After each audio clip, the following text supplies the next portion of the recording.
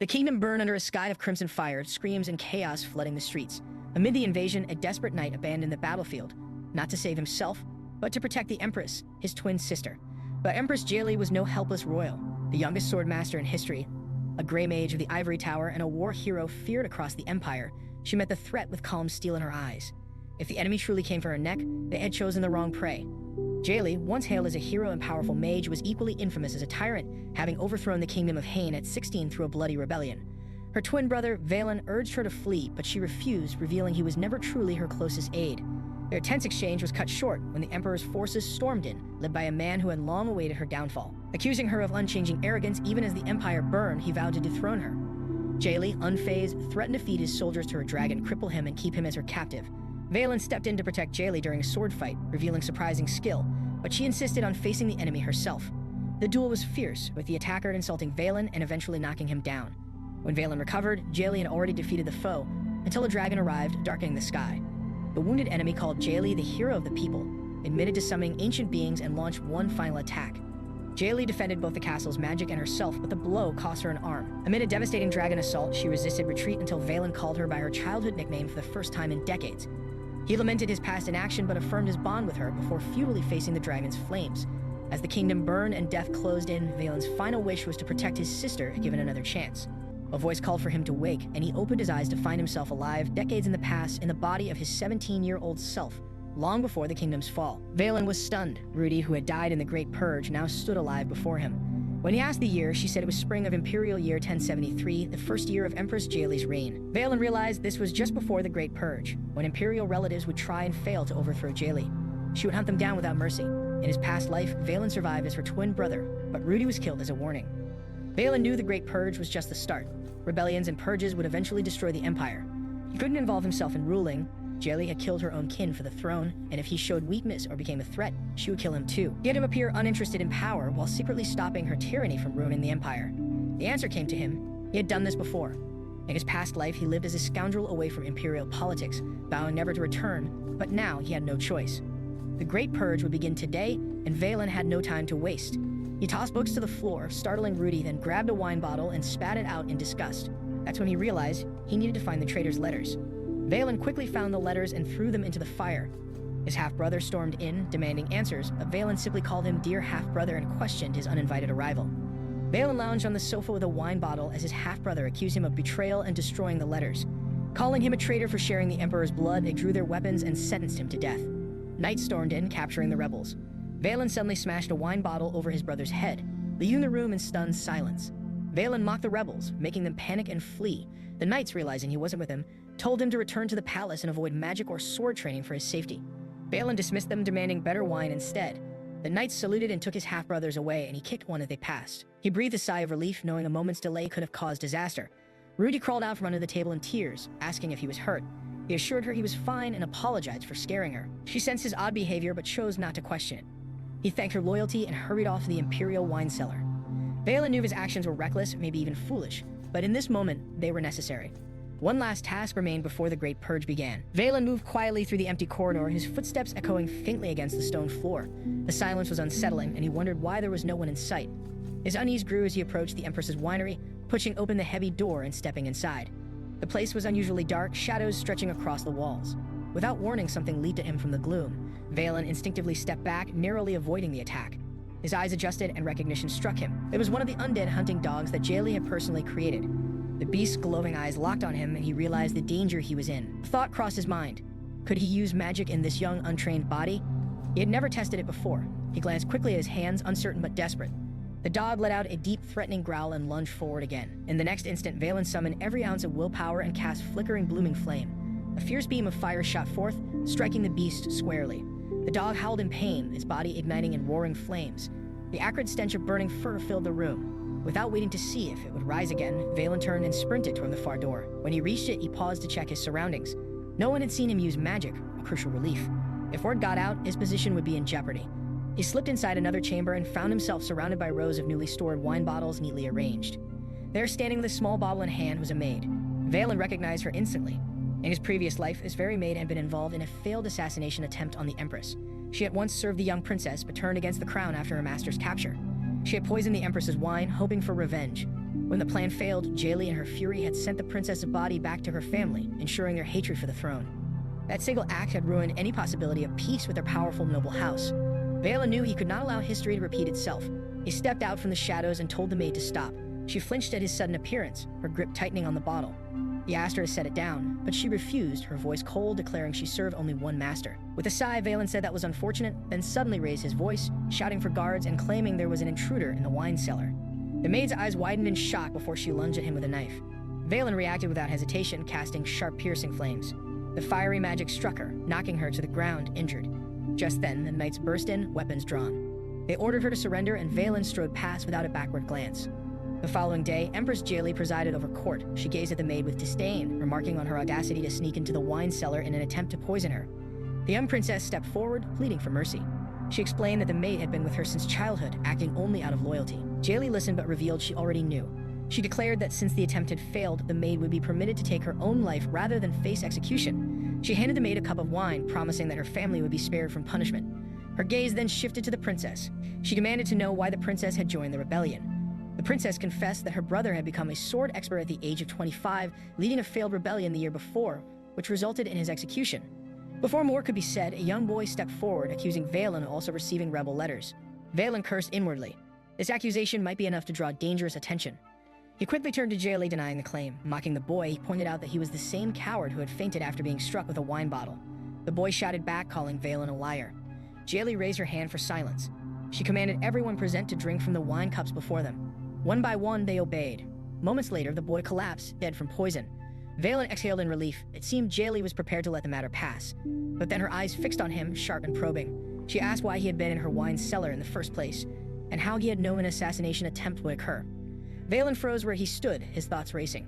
He had been caught. Then suddenly, Valin said he had been trying to steal a bottle of wine for himself. The statement sent a ripple of shock through the court. Every head turned toward him and whispers broke out. Some muttered that he must have gone insane, that he had chosen to dig his own grave in front of the Empress. Empress Jaylee narrowed her sharp eyes at him. "You dare to steal my wine?" she asked, her tone cold and testing. Valin bowed slightly, wearing an expression of contrition. He apologized, explaining that after being forced to drink only her cooking wine for so long, he could no longer resist the aroma of her finest bottles. He added that because of his attempted theft, the true poisoner had been caught, and perhaps that alone was worth her forgiveness this time. For a moment, the court held its breath. Then Jaylee laughed, a low, amused sound. She said he was audacious and had clearly lost all fear of her. Yet she admitted that the one who had saved her life should not be punished. She announced his pardon. Valin thanked her respectfully, hiding his relief. Inside, he thought to himself that his plan had worked exactly as intended. But Jaylee was not finished.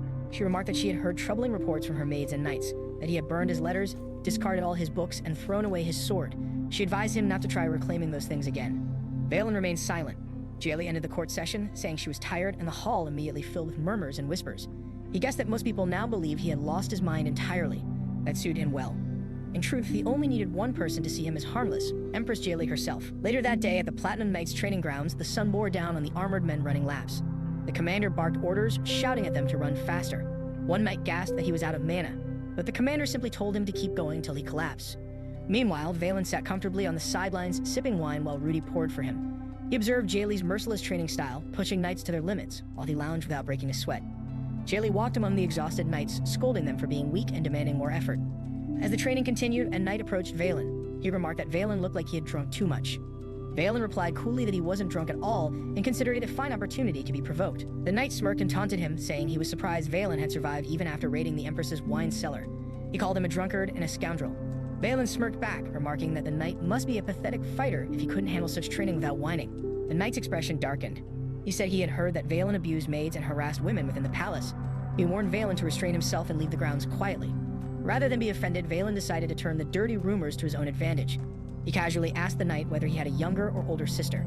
The knight stiffened in surprise and demanded to know why. Valin answered with deliberate provocation, saying he preferred women like the knight himself. The knight's face flushed red with humiliation. He shouted that he would teach Valin the meaning of shame and raised his weapon to strike. Before the confrontation could escalate, another knight entered the area, his voice commanding them to stop. Valin turned to greet him politely as Sir Bonal, but in truth, he recognized this man as Dame Tentia. In Valin's previous life, Tentia had been falsely accused and exiled, later becoming the trusted right hand of the rebel prince.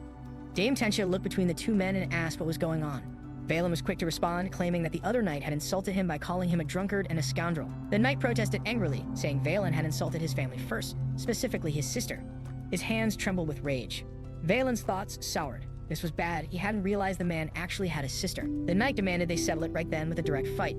But Dame Tentia intervened, suggesting they resolve the matter with an official duel instead of a brawl.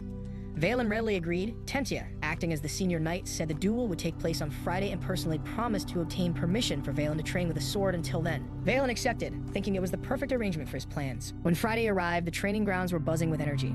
Every knight seemed to have gathered, and the air rang with shouts and anticipation. Valin felt a twinge of nervousness. Normally, this many people would never attend a duel between knights of this rank, but the crowd's size meant the event had drawn unusual attention. Then he sensed a presence behind him. He turned and froze. The Empress herself, Jaylee, stood there, ready to watch. The announcer declared that the duel was a formal sparring match under the Empress's observation, demanding that both fighters display courage and unmatched skill. The two opponents took their positions. Valin's stomach twisted. Of all the possible days, it had to be official observation day. He understood that before Empress Jaylee's sharp eyes, he would not be able to conceal the skills he had retained from his past life. While his mind was still racing, the knight charged at him with an angry shout. Valin swiftly tossed aside his training tag and reacted in an instant, aiming his sword at the knight's leg. The knight evaded, and the announcer immediately called out that striking below the waist was forbidden. A chorus of boos rose from the watching knights, condemning Valin's action as dishonorable.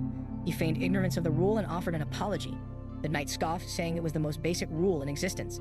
Their swords clashed again, steel ringing in the arena.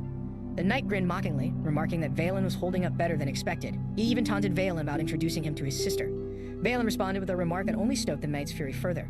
The knight shouted that Valin had crossed the line for the final time. Without hesitation, the knight unleashed the Empire's swordsmanship level 1 technique, Unity of Albath.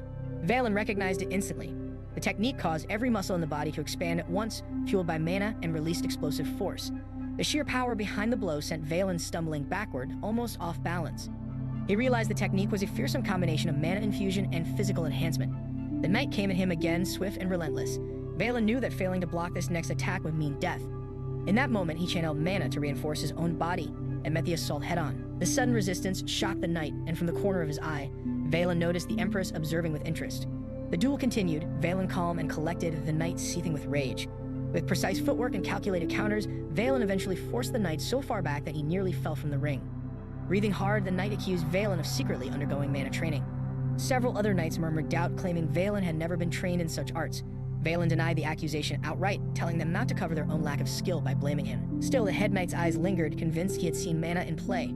Frustrated beyond reason, the knight charged again. Valin concluded that the matter could no longer be handled subtly. He hurled his sword toward the advancing opponent. The knight deflected it, but Valin closed the distance in a heartbeat and delivered a vicious kick between the legs. The knight screamed, crumpling to the ground in agony as the entire arena froze in stunned silence. Valin threw his head back and laughed wildly.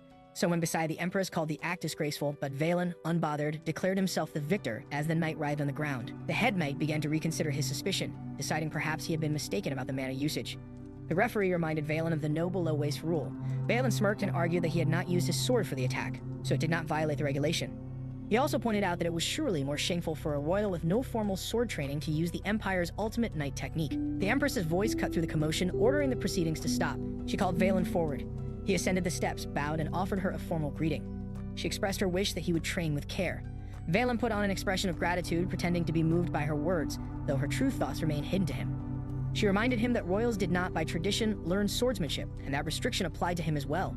Valin hoped his deliberate performance, making his movements appear instinctive, had worked to conceal the depth of his skill. But then the Empress surprised him. She said he clearly possessed talent, and talent should never go to waste. Looking directly at him, she asked whether he wished to formally learn swordsmanship. Valin stood stunned, unable to mask his shock at the unexpected offer. The Empress had asked Valin if he would like to learn swordsmanship. Valin pretended to be shocked, acting as though he could not believe such an offer could be made so easily. Inside, he wondered if his performance had truly worked, but then he realized that this was most likely a test. As he looked at the Empress, he noticed her smiling faintly, which confirmed his suspicion. Feigning disinterest, he told her that he had no passion for sportsmanship and that he hated sweating. The Empress questioned his reasoning, suggesting that he could easily find enjoyment in the discipline. Valin shook his head and refused again, saying that all he wanted was to relax and enjoy a comfortable life. Her tone then changed. She told him she could not bear the thought of her kin suffering humiliation. Without giving him the option to argue, she ordered someone to take Valin to the training grounds. He would begin training with the Platinum Knights. Valin acted as though this was a shocking and unpleasant order, but inside he was relieved. Now he could finally learn swordsmanship without having to hide his intentions or worry about suspicions. The next morning, when he arrived at the training grounds, Valin took a moment to admire the surroundings. The warm sunlight, the fresh greenery, the birds singing in the distance, and the sight of training equipment neatly arranged. It all felt like a perfect start to the day. His mood, however, quickly soured when he was handed the training armor. The moment he put it on, he realized it weighed 55 kilograms. He immediately cried out in disbelief, asking why he had been sent here. The knight captain, unimpressed, ordered him to run faster, mocking that even a 5-year-old could catch him at his current pace. Valin thought this was still a rare opportunity. After all, this was where he could learn the Empire's swordsmanship developed by Iris and Jay, an art feared across the continent. But he had forgotten that such training began with the most grueling physical conditioning. Before long, he was staggering, about to vomit from the sheer exhaustion. By the evening, he collapsed onto the ground, sprawled out like a corpse. He thought to himself that this could very well kill him. The knight captain walked over and looked down at him. He asked if Valin was already worn out. Valin replied that physical activity had never been his strong point. The captain told him that he still needed to stretch or else he would be unable to move the next day. Valin grumbled internally about his terrible luck. The knight captain began stretching beside him, showing him the proper movements. As Valin went through the motions, memories of his past life came flooding back. He remembered Tentia, how she had been falsely accused of a crime and exiled, only to later meet the rebel prince and become his trusted right hand. In the future, she had risen to become the Empire's 10th swordmaster. This time, Valin was determined to bring her to his side before that turning point occurred. He knew her incident was close at hand, which meant it was time to set his plan into motion. Standing up, he approached Dame Tentia and told her that he had a bottle of Tears of the Wasteland, a rare and precious wine gifted to him by the Empress herself. He invited her to join him for a drink. Tentia was taken aback. She said that Tears of the Wasteland was the finest wine, something money could not buy. Valin confirmed this with a nod and described its sweet, fragrant taste. As a white wine enthusiast, Tentia's interest was instantly piqued. She told him she would wash off her sweat and come right away. Valin knew then that his plan had worked. At the Red Palace later that evening, Tentia could not stop thinking about the wine. She arrived at Valin's residence and apologized for being late. He told her it was fine and invited her inside. She had brought snacks she thought would pair well with the wine. She noticed that the room was softly lit with candles. Valin explained that bright lights hurt his eyes, so he preferred the warm glow of candlelight. He poured her a glass and Tentia took a sip. The flavor and aroma were exquisite, wrapping around her tongue in a way she had never experienced. Valin compared it poetically to shining stars and blazing flames. He then told her to hold the glass for a moment and stepped out of the room. Tentia, still enchanted by the taste, happily drank more wine. But then something made her freeze. The captain of the Black Iron Knights, Barbados, was standing there. His voice was cold as he informed her that she was under arrest for stealing an imperial artifact. Shock rippled through her. Barbados demanded to know where Lord Valin was, as he needed to take her into custody immediately. At that moment, Valin suddenly appeared, dressed only in a bathrobe. He asked Regression to disturb such a pleasant moment. Everyone, including Tentia, stared at him in stunned disbelief. Tentia could hardly process the absurdity of his appearance, thinking it was one of the most ridiculous things she had ever seen. The Black Iron Knights arrived and informed the prince that Dame Tentia was the prime suspect in the theft of a royal artifact. The captain stated firmly that she must accompany them at once for questioning. Valin immediately protested, insisting that Tentia had come directly to his room right after training, leaving her no time to steal anything. The captain countered, saying it was entirely possible that someone had passed the stolen artifact to another person inside the palace. Valin argued that if that were the case, they should be looking for that person instead of blaming Tentia without solid evidence. He reminded the captain that the queen must already be furious about the theft and that a rational judgment was necessary in such a delicate matter. The captain admitted that Valin's reasoning was correct. He also remarked that rumors about Valin going rogue seemed untrue, as the prince was clearly sharp-minded and composed. However, Valin realized that he had been focusing too much on clearing Tentia's name and had neglected to consider the larger implications of the situation. Vane stepped closer to Valin, lowering his voice so only he could hear, and complained that Valin had completely ruined the good atmosphere and caused a scene. He said that he had worked hard to build rapport with Tentia, and now things had become unnecessarily complicated. Tentia, who was observing their exchange, was taken aback and shocked to see them speaking so casually in the middle of the tense moment. The captain's eyes swept across the room, taking in Valin's attire and the bottle of wine and the carefully arranged decorations. It became clear to him what kind of meeting this had been, and he asked dryly if this was the good time Valin had referred to earlier. Valin simply smiled in response, but the captain's expression grew more unpleasant. After a brief pause, the captain decided not to arrest Tentia immediately. Instead, he ordered her to remain in her accommodation until further notice. Tentia agreed to comply, and the captain prepared to leave. Valin told him to hurry along, and Vane let out a small sigh of relief at the situation's temporary resolution. Once the captain was gone, Tentia turned to Valin and said she had no idea about something, then made a vague remark involving a partner. She seemed to draw this conclusion because of Valin's appearance. When Valin asked what she meant, she gave a polite bow and said she would take her leave. She wished him a pleasant time before quickly exiting. Valin was momentarily stunned and shouted for her to stop, but after a second's thought, he decided it was no longer worth pursuing and let her go. The next day, Valin was walking through one of the palace corridors when he spotted Rudy. He called out to her, and she turned with a smile, holding a small bundle of flowers in her hands. She explained that she had picked them near the palace.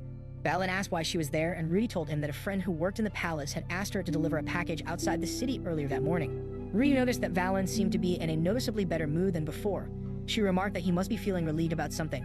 Valin replied that he had managed to save someone from a wrongful execution, though the true culprit had yet to be caught. As they continued talking, Rudy mentioned that she had heard about the missing artifact, the giant Algrim quill.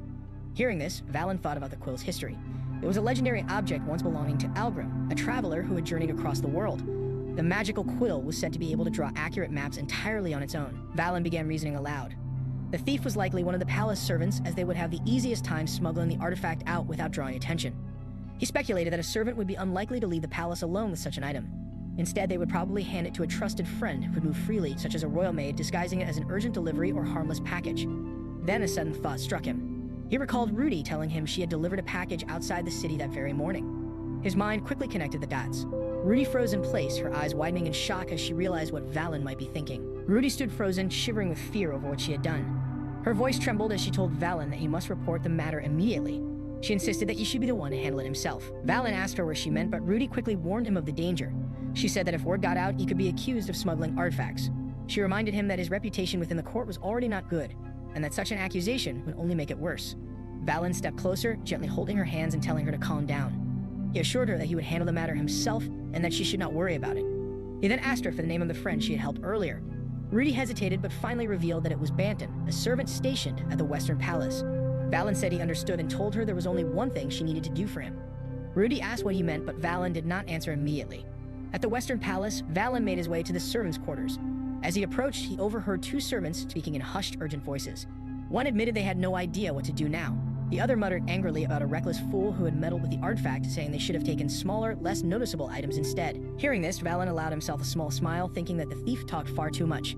He stepped forward and opened the door, startling the three servants inside. All of them froze in shock before calling out his title in surprise. Valin's eyes scanned the group and he asked which one was Banton. A young man slowly raised his hand and identified himself. Valin repeated that he wanted to speak to Banton alone. The other servants immediately left, clearly eager to avoid being involved. Once they were alone, Valin's tone grew sharper. He asked Banton who had put him up to this, but Banton feigned ignorance, claiming he did not understand what Valin meant.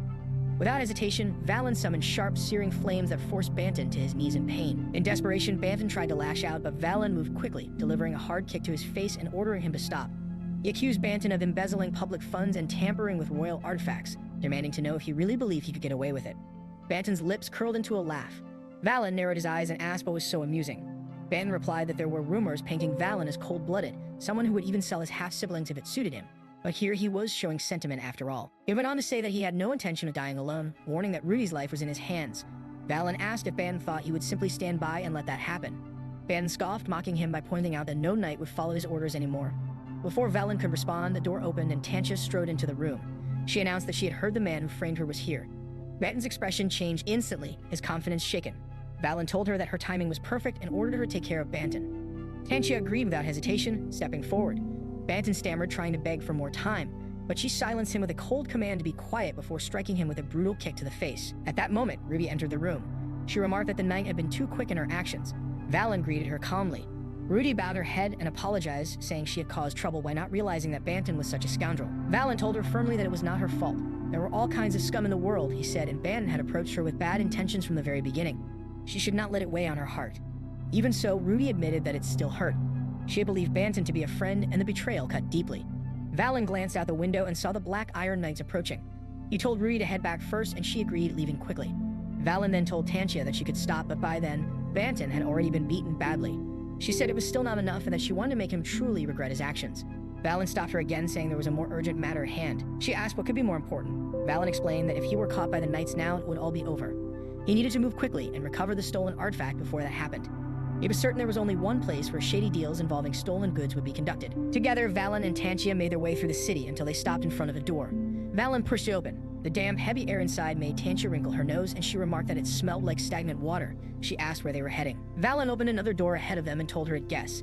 Then, with a faint smirk, he welcomed her to the Empire's underground waterways. Tia looked around in surprise and said she had never known such a place existed. She asked where it led to. Valin explained that it led to the slums, a place where all kinds of suspicious and dangerous contraband gathered.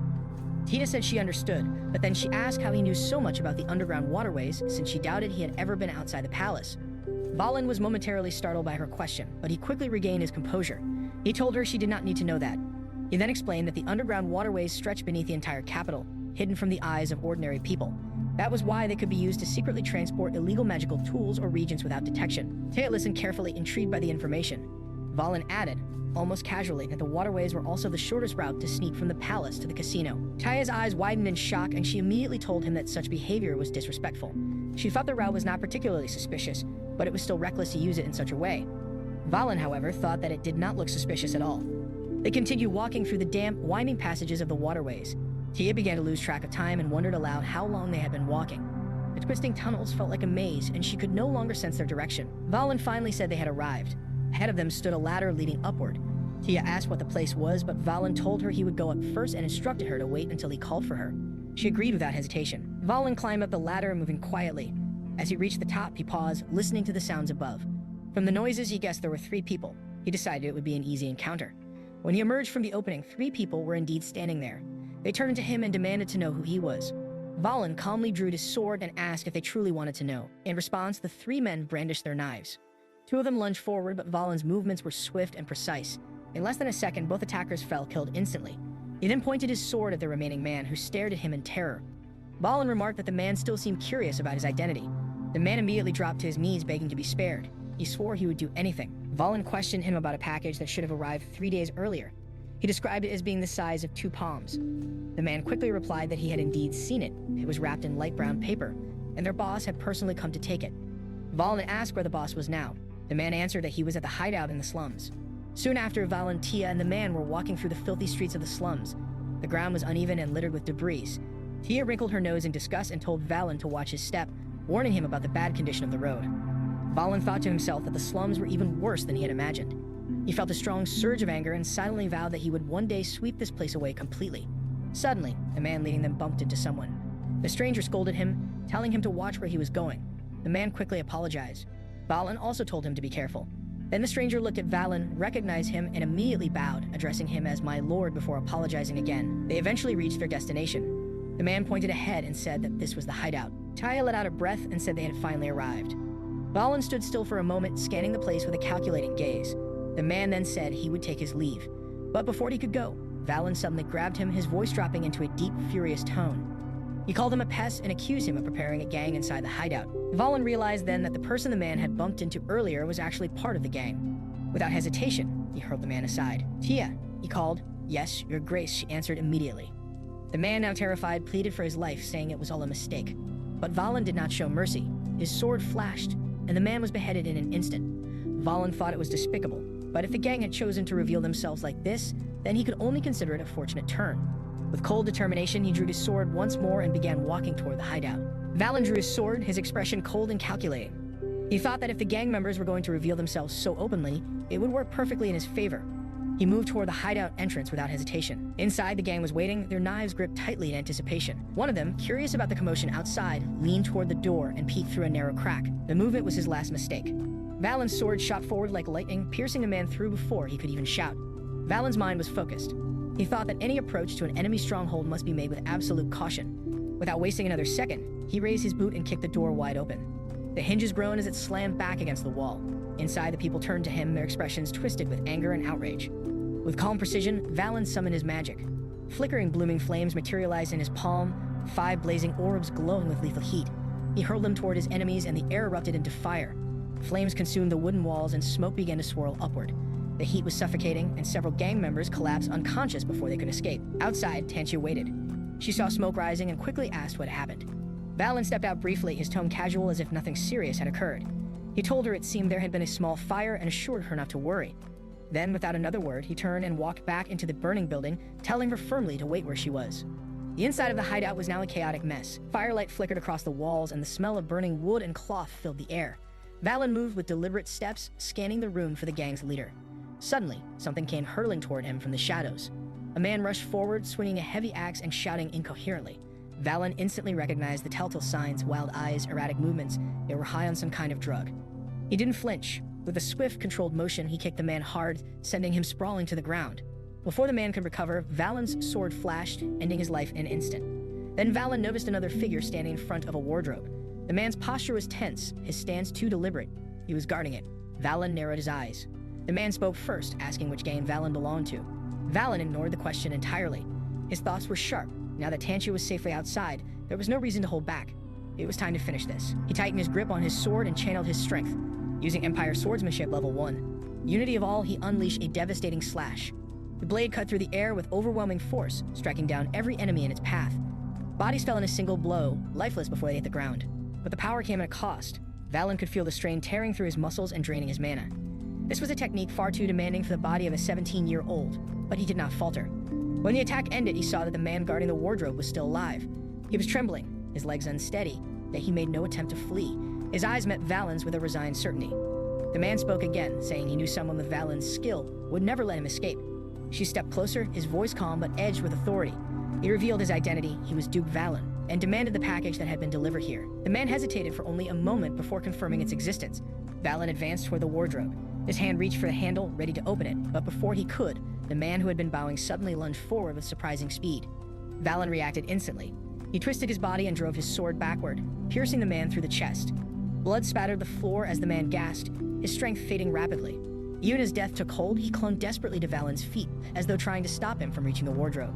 With a sharp motion, Valin freed himself from the dying man's grip. He then turned back to the wardrobe and pulled it open. Inside, in the dim firelight, was a boy. The child's face was pale and frightened, his body trembling. Most shockingly, he was missing one of his legs. Valin studied the girl before him, her ragged clothes unable to hide the sharpness in her gaze. He wondered if she was the boss's daughter, his mind gnawed by the thought that he had seen something he should not have. Without a word, he drew a pouch of coins and tossed it at her feet. Her eyes widened in disbelief, but he only told her this would keep her alive. He warned her the Black Iron Knights would arrive soon. Her thanks lingered in the air, but Valin shook his head, insisting he was not trying to help. The girl bowed again before disappearing into the night. Watching her go, he thought she appeared shabby on the surface but was sharp underneath. Perhaps they would meet again. Once alone, he slid a painting from the wall to reveal a hidden safe. Using the dead man's key, he retrieved a small chest, his expression souring at its contents. Inside were low-grade drugs, the kind poisoning the slums. He searched further and found a plain wooden box. Flames kindled in his palm, ready to destroy all evidence tied to Rudy. A sharp voice interrupted him as Dame Tentia entered in clattering armor, scanning the room. She had seen the girl leave and came to check on him. Valin lowered his hand and extinguished the fire.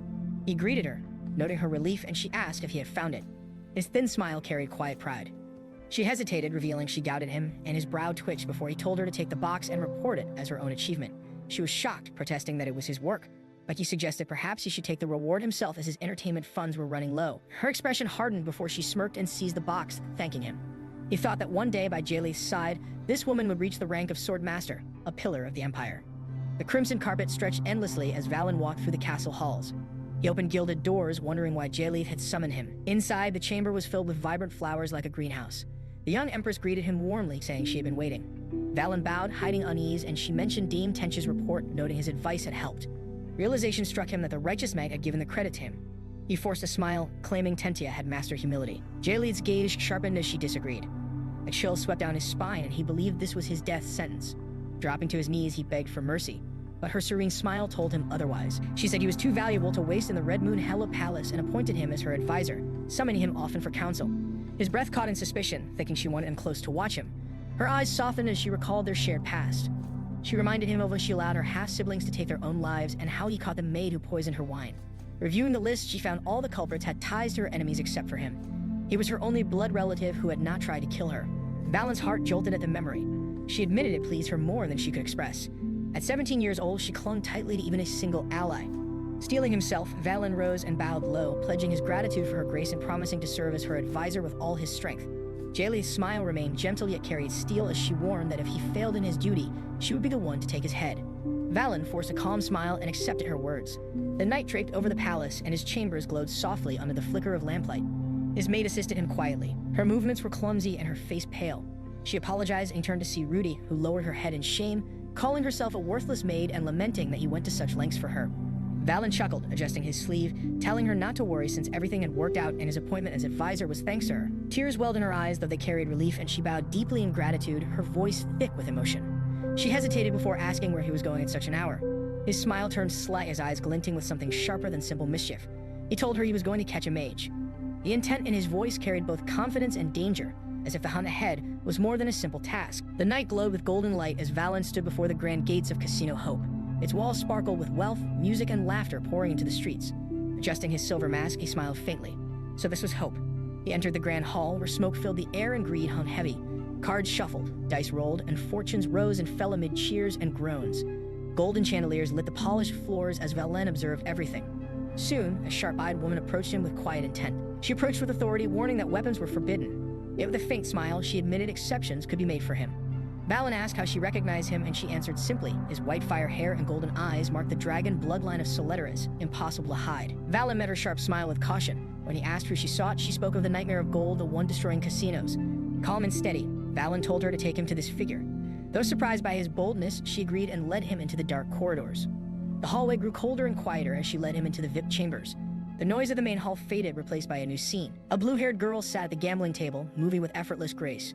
With a sly smirk, she revealed a winning hand and pulled in the coins, her laughter carrying a sharp challenge. Valin's gaze softened when he saw Celerizzi. She looked up surprised, but quickly recognized him. Her voice held both resentment and weariness as she asked why he was here, reminding him how he had already forbidden her magic, studies, and swordsmanship, and now seemed ready to take gambling too. Valin quietly replied that he wasn't here to take anything. He had only come because he missed her. Her silence carried bitterness before she asked if it was right to deny education, just because they were royalty. His smile vanished as he said some lines must never be crossed and drugs had already gone too far. At the word drugs, her hand froze and she demanded an explanation. He revealed poisons were spreading from the entertainment district to the slums and questioned if she truly knew nothing. Her eyes narrowed with suspicion as she asked if he believed the rumors of a fallen mage lost to gambling and drugs. Valin leaned forward with a proposal, loyalty to her majesty. Celerizzi's sharp laughter filled the room as she stood abruptly, mocking that this was all he had to offer. Valin urged her to abandon drugs, leave gambling, and return, warning that her majesty could forgive anything but treason. She repeated the word with bitterness, and his hand moved toward his sword. She had no staff or tools, yet blue lightning suddenly flared in her palms. Valin froze, shocked that at only 20 she could unleash such power without aid. Valin stepped back, urging her to calm down and turn away from this path. Her face twisted in fury as she shouted that loyalty was something she would never give. Lightning raged through the chamber, shadows flashing across the walls. With no room to retreat, Valin drew his sword, fear in his chest but resolve in his stance. He knew the odds were against him, but his resolve was unshakable. If he failed now, she would once again fall under Justier's control, just like in his past life. The tension in the chamber thickened, unseen by the patrons outside, unaware that a storm was about to erupt. Valin stood firm, blade gleaming under the golden light as Celerizzi's lightning surged in defiance. His steady stance met her storm, eyes seeing not just pride and pain, but the resolve that kept her from bowing to anyone, not even her own blood. The casino fell silent as brother and sister stood face to face, their bond strained by duty and betrayal. Valin knew words could not heal the rift, only steel and magic would decide their fate. Casino hope became a cage as Valin and Celerizzi faced each other, neither wanting the fight yet refusing to back down. For him, it was about changing fate. For her, it was about clinging to freedom. Their clash was inevitable, not from hatred, but from convictions too strong to surrender. And within the casino's walls, the storm was about to break. The throne room fell silent as a man knelt before the Empress. He asked if she would kill Duke Valentianus too. With a sharp smile, she said only if he turned against her, adding that he was different, though her tone warned of caution. The man asked if she would trust those the Duke recommended. Her eyes narrowed as she demanded what he meant. When he suggested the Duke might even recommend a royal, she rejected it instantly. With firm conviction, she repeated that such a thing would never happen. Tension filled Casino Hope as Valin faced his sister Celerizzi. He tried to calm her, reminding her she was destined for greatness, but she doubted his intentions. Suspicion turned to anger when she asked if the Empress had sent him to kill her. His denial was answered with a spear of lightning. Valin dodged the lightning as it tore through the room, shattering walls and tables. His heart pounded, knowing a swordsman had only one way to face a lightning mage. Gripping his blade, he unleashed Empire swordsmanship, unity of all pain, his body straining with mana as Celerizzi's thunder shaped into a deadly spear. Her voice turned cold as she hurled the spear of deadly force. Valin roared, pouring everything into his strike, bending the storm upward in a thunderous blast that shook the ceiling. Dust fell as Celerizzi's composure cracked. She realized he had become a sword master. Stepping through the haze, Valin declared with raw resolve that he would reclaim his sister's fate. Chains burst from the ground, binding his limbs with earth magic. She coughed blood from the strain, yet still wielded two elements. Valin's sword blazed red with fire, breaking free in a shower of sparks. Shocked, she demanded his secret, but he only smiled and asked if his display met her expectations. She smirked, mocking his mastery of mana, but he ignored it and asked her to listen. Her answer was cold lightning sparking at her fingertips. Another bolt missed him as he rolled aside. He shouted he only wanted to save her, but she snapped back in pain, declaring she needed no saving and would never abandon the life she chose. His voice broke as he warned her staying meant death. She questioned him, and he revealed the truth. Her massive winnings and lack of chip exchanges had made her a threat to the casino. Her gaze faltered, admitting there might be truth in his words. But the moment was cut short as the doors burst open and the woman from earlier rushed in, pale with urgency. The woman warned mercenaries were coming, urging them to flee. Celerizzi scoffed, boasting she could face hundreds with her magic, but Valin stopped her, reminding her they were exhausted. He then ordered the woman to destroy the drugs in the slums before the Black Iron Knights arrived, and she rushed to carry it out. Valin understood the value of having eyes in the entertainment district and picked up a small case before urging Celerizzi to leave. But as they pushed open the doors, their path was blocked. Mercenaries in dark armor lined the corridor, blades ready to stop them. The air was tense as Valin faced the mercenaries, noting their discipline. At his side, Celerizzi's magic flickered, her exhaustion clear but her resolve unshaken. The casino's lavish halls had turned into a battleground, with both siblings standing against enemies they could not afford to lose to. The mercenary leader demanded their surrender, but Valin stood firm, gripping his sword as his sister's storm surged again. The mercenaries formed a wall before the exit, their weapons raised and their eyes locked on Celerizzi with burning hatred. One of them barked out that she was a traitor, pointing toward the woman in the red mask who had guided them here. The atmosphere thickened, every breath weighed down with the inevitability of bloodshed. Valin stepped forward, pushing Celerizzi behind him, both hands tightening around his swords. There were too many opponents to fight head-on, but his stance remained steady, even as his heartbeat pounded in his ears. He risked a glance back, catching the fragile yet determined whisper from his sister as she asked if he could save her. Without hesitation, his voice rang with unshakable certainty, telling her that losing a mage of her skill would be a loss to the Empire. She closed her eyes, a faint smile touching her lips, then declared that she would bear the burden herself. Lightning began gathering in her palms, arcs crackling sharply in the air as her body trembled from pulling mana deeper than safety allowed. She silently acknowledged that if she pushed herself to this extent, the cost would be hers alone to bear. Valin felt dread twist in his chest as he recognized her stance and the dangerous spell she was preparing. He tried to warn her, but his words were drowned out by the roaring surge of magic. Blood streaked from her eyes as she spoke with the weight of inevitable destruction, naming the coming spell. Panic rippled through the mercenaries as they realized she was casting high-tier magic, their formation breaking in fear. Some turned to flee while others froze, but the power she had summoned could no longer be contained. Valin lifted his swords in desperation, knowing it was already too late to stop her. The spear of thunder struck with devastating force, tearing through the mercenaries in a storm of blinding light and agonized screams. Tables splintered, walls cracked, and the casino shook under the violent blast. A stray arc lashed toward the red-masked woman, but Valin threw himself in its path, barely managing to block with his sword. The current burned deep into his arms as he forced it away. Then silence fell, broken bodies scattered across the floor, smoke rising from where they had stood moments before. Valin's breathing came ragged and heavy as he surveyed the destruction. The damage was immense, far beyond a simple skirmish. He turned toward his sister just in time to see her swaying, her strength spent beyond recovery. She collapsed and he caught her gently, feeling the fragility of her weight. She asked softly if he would truly recommend her, if she could live proudly as a mage. His answer came instantly, promising that he would ensure it. Through pain, her eyes softened and she murmured that such a path was how one should live. The setting shifted to the grand throne room, where Valin knelt beside his sister under the cold gaze of the Empress. She remarked that she had read his report thoroughly and questioned his intention to recommend a talent. Valin affirmed his decision with a steady voice, assuring her that the choice would please her. The Empress' attention turned to Celerizzi, confirming her name before recalling her reputation as a special admission at the Lightning Tower. She asked for more, and Celerizzi explained she could cast lightning up to the 4th circle and earth up to the 3rd, all without incantations. The hall stilled at the revelation, the Empress herself momentarily surprised. Celerizzi continued, revealing she carried the blood of the Solitaras and, like the Empress, possessed a unique way of handling mana outside the common circle system. The Empress's gaze sharpened as she warned not to assume trust simply for sharing blood, though she admitted the connection was notable. Valin stepped forward, urging her to consider that nobles often share traces of royal lineage, and that killing one would not resolve larger issues. He implored her to allow Celerizzi the chance to prove loyalty. The Empress's expression hardened, the weight of her authority pressing down like a storm. Valin's hands trembled subtly, sensing the tension shifting. He pressed on, stating that he had prepared something to ease her doubts. At his signal, a maid entered carrying a heavy bag, which she emptied before the throne. A flood of casino chips tumbled across the floor, gleaming under the chamber lights. The Empress's composure faltered at the sight of the fortune. Celerizzi bowed her head, stating she had collected nearly 200 bags across the Empire and would offer half to the Empire and half to the national treasury. The Empress was silent, torn between denying the importance of wealth and being clearly swayed by it. After a pause, she commanded Celerizzi to strive wisely, to become an asset to both the Empire and herself. Celerizzi's voice shook as she expressed gratitude, while relief swelled in Valin's chest at the success. The victory was short-lived. The Empress's gaze turned sharply to Valin, her voice demanding to know by what means he had managed to bring such a formidable mage to his side. The sudden venom in her tone struck deep, making his confidence falter. Under her piercing scrutiny, even a swordsman's courage felt dangerously thin, and the air between them grew heavy once more as he searched for the strength to answer. The Empress dismissed Celerizzi with a flick of her hand. The young mage bowed low, trembling under the ruler's gaze, and withdrew without another word. Valin's eyes followed her retreat, sensing the heavy burden she carried. Yet the throne room gave him no space to linger in thought. The Empress's eyes sharpened, her presence turning cold and unyielding. She questioned how a mage of such ability, one who had hidden deliberately, could return unharmed to this place. Valin's blood froze instantly. He forced a smile that felt fragile, almost breaking, while his thoughts urged him to remain calm. He explained that it had been chance, claiming he was at a casino for gambling when he encountered her. She had yearned to reclaim her magic, and perhaps she had followed him because he had promised to help her learn again.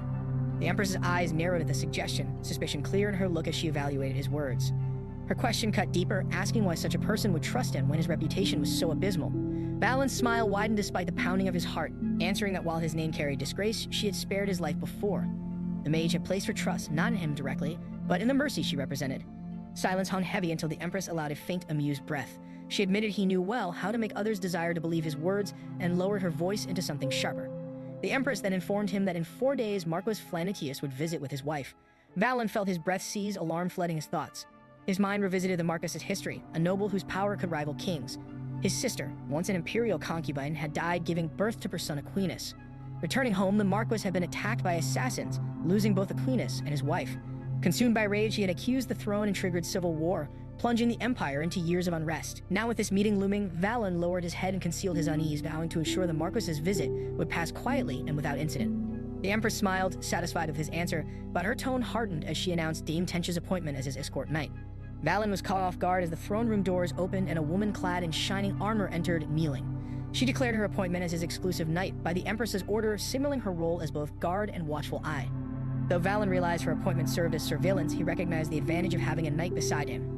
He smiled and bowed with Tentia before the throne, declaring his intention to serve with all his strength.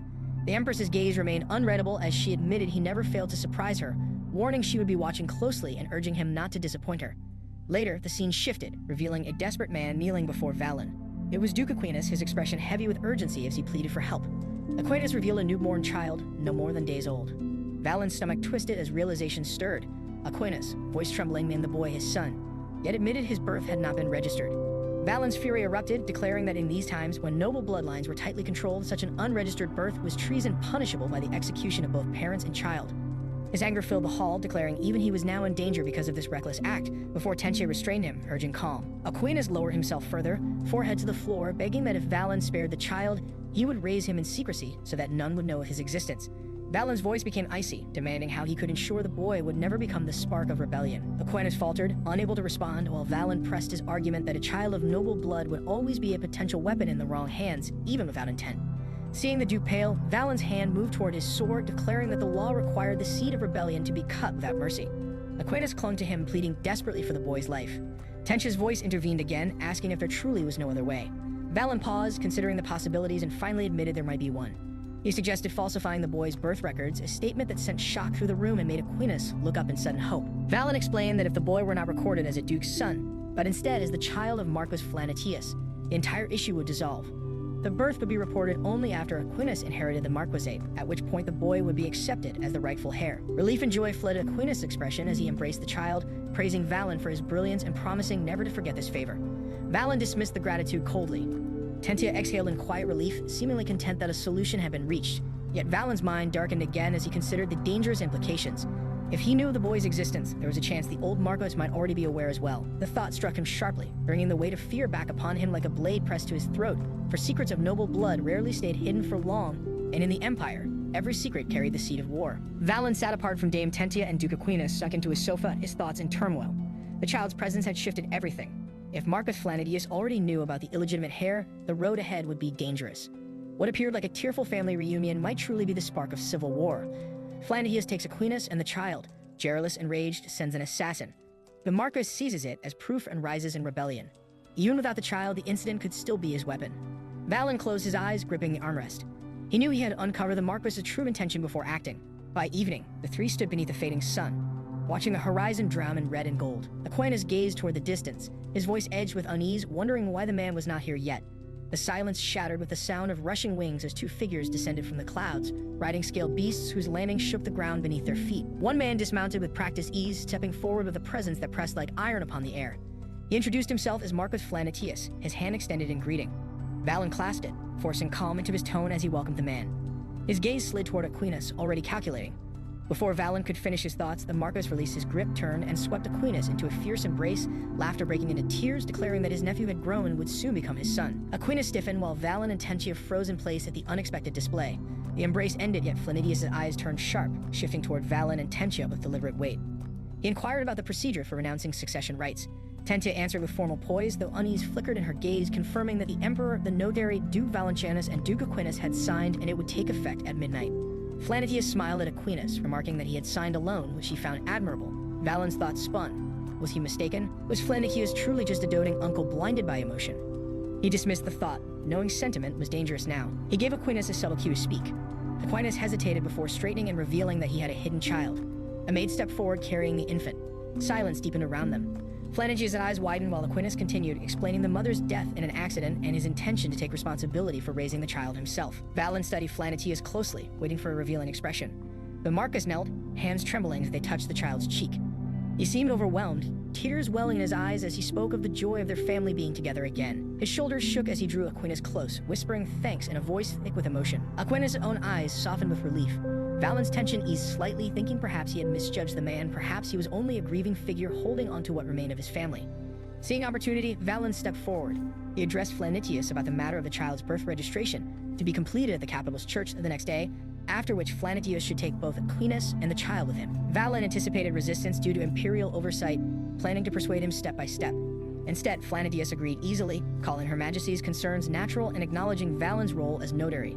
He confirmed they would depart once the child was registered in the morning. Valin paused inwardly. Such easy agreement felt wrong. But Marcus asked to hold the child, and Aquinas allowed it. Flanitius lifted the infant gently, smiling with apparent joy. Yet for an instant, a shadow crossed his lips, a curl that was too sharp, too knowing. Valin's breath caught. This was the man who had started a war in his past life. No matter how warm his expression, Valin vowed never to lower his guard. The danger beneath the smile was one he could never forget. Later, Valin escorted Flanitius and his men to lodgings prepared away from the palace. The building was modestly modern, though dust clung thickly to the corners and cobwebs stretched across neglected beams. Flanitius inspected the walls without complaint, speaking lightly. His soldiers, however, shifted uneasily, their hands twitching near weapons. Valin inclined his head and invited them to rest comfortably. Aquinas and Tentia followed his lead, bowing and parting. Valin turned toward the exit, intending to withdraw and let the Marcus settle for the evening. Just as his hand reached the door, a sound rose from the shadows beyond. It was not the creak of wood, but a grinding, unnatural scraping that vibrated up through the floor itself. Valin pushed the door wide, tension bracing every muscle. From the blackness, it emerged, a colossal centipede, its segmented body clad in glistening armor plates, each joint flexing with dreadful precision.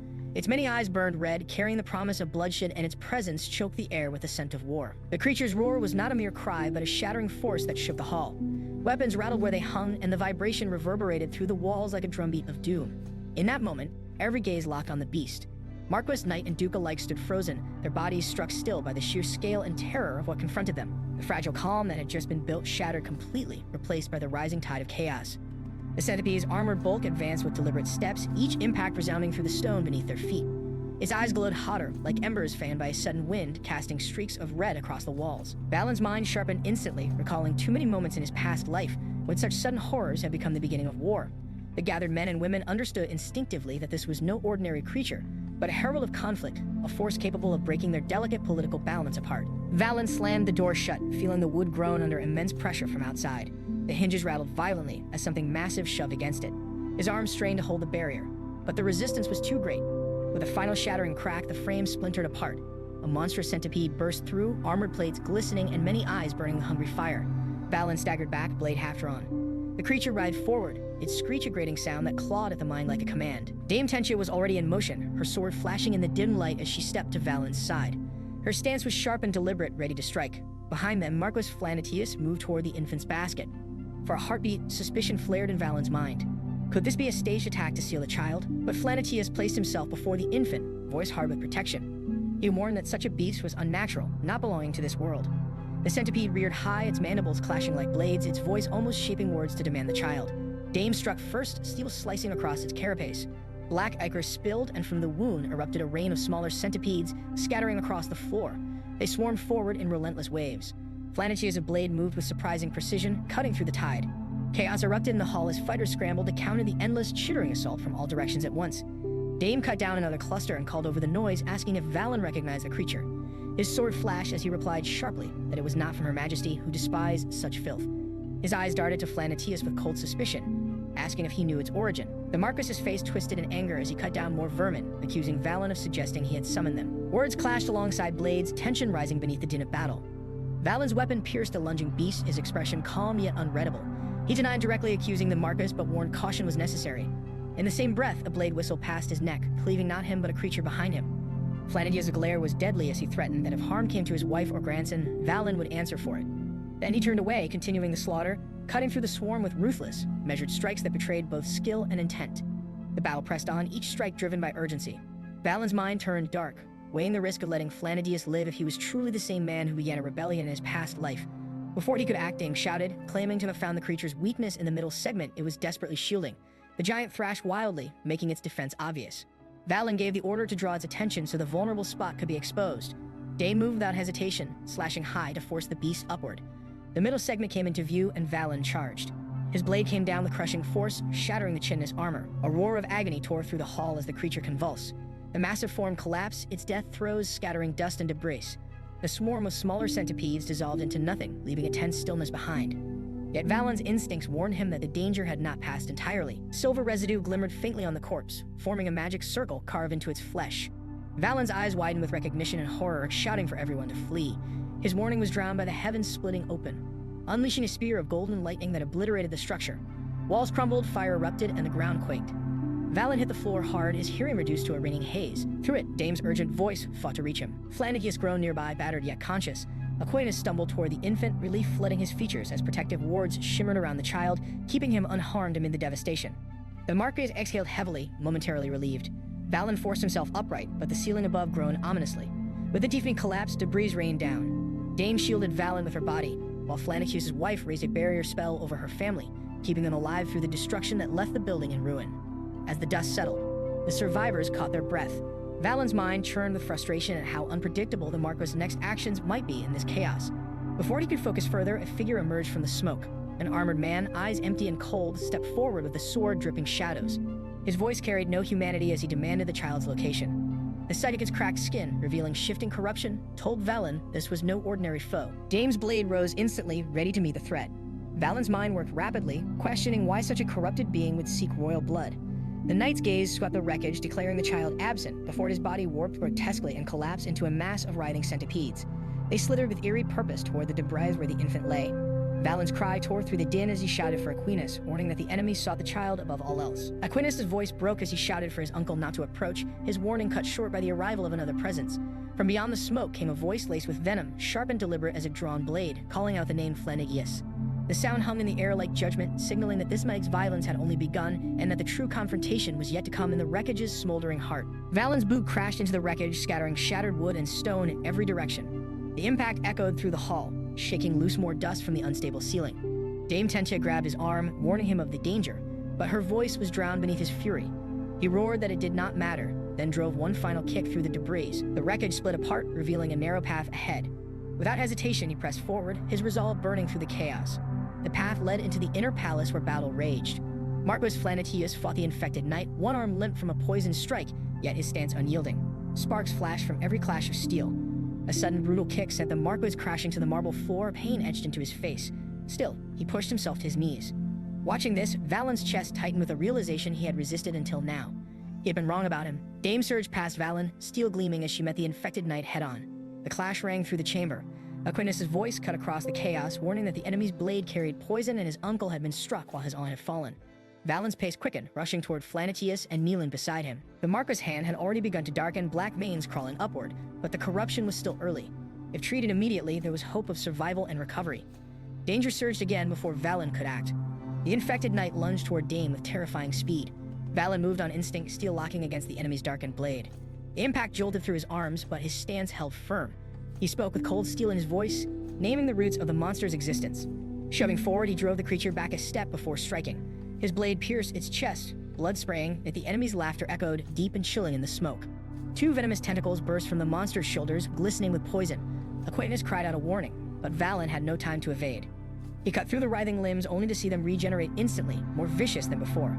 The tentacles lashed toward him, but Dame intercepted, shield raised. The impact shuddered through her frame. She countered with a slash, poison sizzling from the wounds, yet more limbs sprouted. The regeneration seemed endless, an unrelenting storm of venom and flesh. Valin's mind turned swiftly. He recalled ancient knowledge. Fire could halt regeneration, but revealing his power here carried its own danger. A warning to Dame escaped his lips as another attack came from behind. He lunged into the fray, deciding there was no longer time to hide. His sword ignited, flames roaring to life as he unleashed the second level of imperial swordsmanship. The air warped with heat, and the hall bathed in an orange glow of consuming fire. Dame's eyes widened at the sight. She recognized instantly the mastery required to wield such flames. Valin's burning arc cut deep into the infected knight's form, fire devouring its corrupted flesh. The monster screams filled the chamber, each one sharper than the last. Dame advanced, her sword glowing with the first state. Unity of pain, its edge carrying the weight of countless battles. She struck with divine precision, her blade meeting Valin's flames in a perfect convergence of destruction. Their combined assault overwhelmed the creature. Valin's fire incinerated its tentacles, turning regeneration to ash. Dame's piercing strike cleaved through the enemy's corrupted core. The infected knight roared one last time before collapsing in flames, its form breaking apart into smoldering remains. The hall fell into silence, save for the crackle of fire. Valin's breath came in ragged gasps as he stared at the sword now cooling in his grip, out flickering briefly before Dame's voice cut through. She told him not to trouble himself, her words shifting from cold to a rare softness as she declared herself a knight sworn to his loyalty. Valin froze, her sincerity striking deep before he gave a faint nod and thanked her, but the relief did not last. A creeping heaviness was spreading through his limbs. His vision blurred and his body swayed as an unseen weakness took hold. He felt the weight dragging him downward with each heartbeat. Aquina's cry pierced the air, frantic with realization. Valin's hand brushed his own back, coming away wet. The poison tentacle had struck him during the battle, unnoticed in the frenzy. The venom now coursed through his body, sapping his strength at an alarming pace. The hall tilted around him, his grasp on the sword slipping. Each breath grew heavier until darkness pulled him under. He collapsed upon the blood-streaked floor as Dame's desperate scream rang in the ruined hall. Valin stirred from heavy sleep, the weight of exhaustion lingering in his limbs and the dull ache of his body a stark reminder of the recent battle. His eyes opened slowly, scanning his surroundings until recognition settled in. The familiar ceiling, the sofa in the corner, the desk by the window. It was his room, the sanctuary. Relief was short-lived when his gaze fixed on a figure nearby, radiant as the morning sun. Jadalith stood before him and dread coiled in his chest. Her voice carried an unnerving calm, laced with something almost tender, as she spoke of the poison that had been purged from his body. Traces might linger, she warned, and you should take care. Valin reacted on instinct, bolting upright in panic before throwing himself from the bed to kneel, forehead pressed to the floor. The gravity of greeting the Empress improperly crashed over him like a sentence of death. His thoughts swirled with grim certainty. Yet Jadalith's voice remained composed, instructing him to raise his head. She explained she was merely passing by, mentioning that the succession abandonment had been finalized without incident. The words jolted his mind, pulling his thoughts to Aquinas. He asked, his voice trembling, about the illegitimate child's fate. Jadalith replied without weight, saying the child was preparing to leave with Marcus Flenicius and his wife, as if the matter were ordinary and unremarkable. Her statement struck Valin deeply, but he forced restraint. The Empress tilted her head, her gaze carrying a knowing light, suggesting there might be something worth confirming before they departed. The unspoken invitation was enough. Valin stood abruptly, declaring that he would check at once. He left the room in haste, her soft laugh trailing behind, echoing faintly down the hall as though it followed him out into the daylight. In the courtyard, Marcus Flenicius and his wife stood beside their carriage. Dane was present, her armor polished and her bearing proud. Aquinas held the child with rare tenderness. The Marquis expressed gratitude to Dane for safeguarding his family, crediting her for the smooth completion of events. She answered with quiet humility that it was her duty. The Marquis's wife voiced concern over Valin's health, troubled by the severity of the poison. The Marquis' expression tightened with guilt, his eyes betraying the weight of unspoken thoughts. Valin arrived at that moment, breathless and urgent, startling everyone with his sudden presence. He asked sharply whether everything had concluded without problem. The Marquis' wife murmured in awe about his resilience, attributing it to royal blood. Aquinas, however, gave a crooked smile, remarking that not all royals shared such endurance, calling Valin unusually stubborn. Valin bent forward, still catching his breath, his eyes fixed intently as he demanded assurance regarding the child's condition and status. Aquinas replied gently, confirming the child had been formally recognized as his earlier that morning. Valin's shoulders eased as he reached out, touching the infant's small fingers with trembling hands. Relief softened his features into a rare smile. He murmured his thanks, but the Marquis hesitated, asking if they truly should not inform the Empress about the child. Valin dismissed the worry, explaining that she already knew. His gaze shifted to the palace window above. From high within the palace, Jadalith stood observing, her lips curved in satisfaction. She regarded Valin's actions with approval, thinking he deserved a measure of reward. Perhaps granting him rest would suffice. In the days that followed, the scene changed to the Mage Tower's autonomous zone. Valin stood with Rudy and Celerzy as Rudy's eyes widened at the sight of his self-turning enchanted device. The boy's wonder was clear, fascination holding him in place like an unseen tether.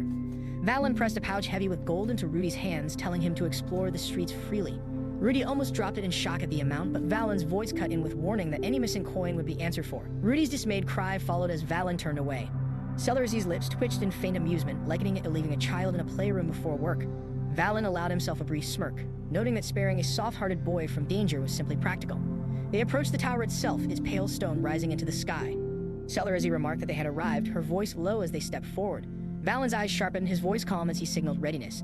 The deep toll of a bell echoed as they crossed into the tower's domain. Celerzy warned that the staff he sought was disgraced here and hidden from unproven seekers. She reminded him that her mentor's skill and will were formidable, not to be underestimated. Valin's expression remained untroubled, saying that was why he had come with her, to speak directly to Jestart.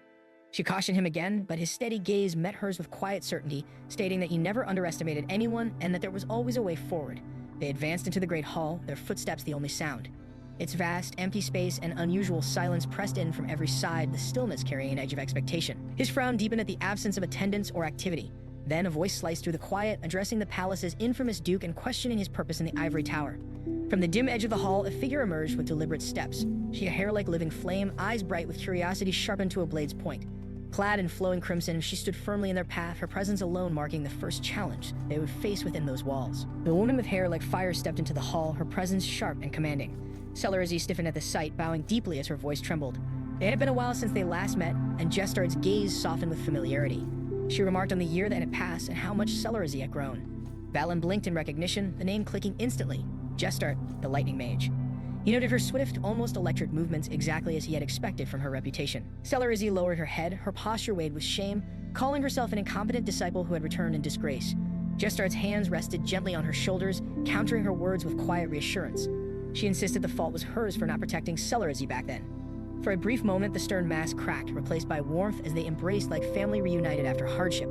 Jestart's eyes moved toward a cabinet, which she opened to reveal rows of gleaming wands prepared for skilled hands. Jestart told her to choose one, explaining it would be a gift. Tears welled in Celerizzi's eyes as she smiled for the first time in years, thanking her master with deep emotion. Valin remained a step behind, silent, his gaze fixed on the exchange while his thoughts turned darker. He remembered that in his past life, this woman surrendered herself to the corruption of an ancient god, her power twisted into something monstrous, enough to trouble even Lilith. She seemed human now, but he could not afford to lower his guard. Jestart's gaze finally shifted to him, locking firmly. She asked what had brought the infamous Duke Valin to the Ivory Tower. Meeting her eyes without hesitation, he replied calmly. Out loud, he requested that she sell him the wand. Her lips curved into a smirk, refusing without hesitation, stating that the wand belonged to the tower and could not be sold. She called him even bolder than his reputation suggested. Valin's expression did not waver, and his voice carried a quiet challenge. He asked if she was willing to pay the price. She dismissed the idea, saying even billions of gold would mean nothing in the Ivory Tower where gold held no value. Valin's reply was sharp. He never said anything about paying with gold. The words cut through the air, making her smirk falter. She demanded to know what he meant, and he answered plainly. His silence about what the Ivory Tower had done, offered in exchange for the wand she refused to part with. Suspicion clouded her features, demanding to know what secrets he could possibly hold. Valin interrupted, naming the giant Lilgrim's quill. His voice was low but carried burning certainty. He told her not to insult him by pretending ignorance, for he had seen how she wove the contracts, carefully, precisely, but not enough to escape his eyes. Her face froze at the accusation, a bead of sweat tracing down her temple. Still, she claimed she could not give him the wand, her refusal unshaken. Valin countered by saying he would report it to Her Majesty. Jestart straightened defiant, claiming that even Lilith would not confront the tower head-on and telling him to do as he wished. His cold smile followed, asking why she took this path when she only needed to target him from the start. Her composure cracked as she demanded to know what he meant, but he continued, saying the tower had already sacrificed one when the palace demanded it, and she would be no different in the end. Her fury erupted as she accused him of daring too much. Valin's eyes darkened, asking why she had not protected her own. He accused her of failing her sister, forcing her into the red light district. The hall shook with Jestart's roar, calling the accusation unreasonable. Celerizzi's voice cut through the tension, addressing her master. She bowed deeply, explaining that she had received the Empress's approval and now served as a court magician, bridging the tower and the imperial family. Jestart stared at her, shocked, warning that such a path would break her, for no one could belong to two worlds. Celerizzi admitted there was a time she believed she belonged nowhere. She placed a trembling hand on her master's shoulder, her voice soft but unwavering, asking her to prove she had never truly been abandoned. Jestart's lips curled into a sharp grin, her eyes glinting with something dangerous as she called them two-faced siblings. Valin leaned back in silence, his thoughts unreadable in the moment. Days later, the setting shifted. Valin handed a wooden box to Rudy, telling her it was hers. Rudy blinked in confusion, asking what it was. He told her it was a staff, the tower's greatest masterpiece and its greatest taboo, with two of them inside. Rudy opened the box, expecting something familiar, but what she saw resembled not a traditional staff, but a weapon, sleek, ominous, and forbidden. Her breath caught at the sight, the paradox of a masterpiece and taboo combined before her. Valin's smile was thin, almost cruel, as he remarked that it was so well made it rendered ordinary magicians unnecessary. Rudy's hands shook as she pushed the staff back toward him, insisting that he should use it instead. She claimed she could not wield something like that, but Valin closed her hands over it firmly, telling her that there was a contaminator in the capital and that no place was truly safe. He told her to protect herself for his sake, not just her own. Rudy's eyes brimmed with tears, her voice breaking as she said his name. Valin remained calm, though in his heart he whispered words he would never allow himself to speak aloud, because he never wanted to lose anyone again, not after all that had happened. The weight of that unspoken truth lingered between them, the bond forged in that moment stronger than any promise. The staff, heavy with power and danger, now lay in Rudy's grasp, a shield against the unseen threats ahead.